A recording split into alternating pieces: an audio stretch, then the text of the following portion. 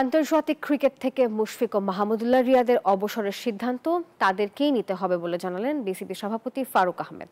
আর এদিকে চ্যাম্পিয়ন্স ট্রফিতে পাকিস্তানের আয়োজন দেখে সন্তুষ্ট ভারত ক্রিকেট বোর্ডের সহসভাপতি রাজীব শুক্লা।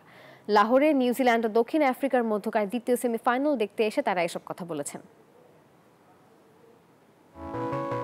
৩৬ বছর বয়সে ওয়ানডে ক্রিকেট থেকে অবসর নিয়েছেন অস্ট্রেলিয়ান ব্যাটার স্টিভেন স্মিথ, কিন্তু পারফর্ম না করেও নিয়মিত জাতীয় দলে খেলে যাচ্ছেন মাহমুদুল্লাহ মুশফিকুর রহিম। বিসিবি সভাপতি ফারুক আহমেদ অবসরের সিদ্ধান্ত ছেড়ে দিলেন তাদের উপরই।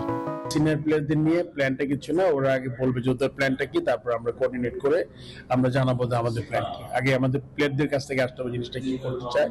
এদিকে মে মাসে টি-20 ওয়ানডে খেলতে বাংলাদেশে আসবে পাকিস্তান। তাদেরকে বাংলাদেশ সফরে আমন্ত্রণ করেছে বিসিবি, তবে কয় ম্যাচ খেলবে সেটি এখনো চূড়ান্ত নয়। এই পাকিস্তান আসবো আমরা, তারপর শ্রীলঙ্কা যাচ্ছি, তারপরে আবার ইন্ডিয়া আসতেছে।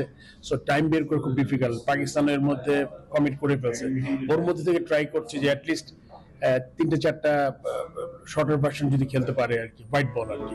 ভারত দল না এলেও বিসিসিআই এর সহসভাপতি রাজীব শুক্লা পাকিস্তানে এলেন দ্বিতীয় সেমিফাইনাল দেখতে। প্রশংসা করে গেলেন পাকিস্তানের আয়োজনের।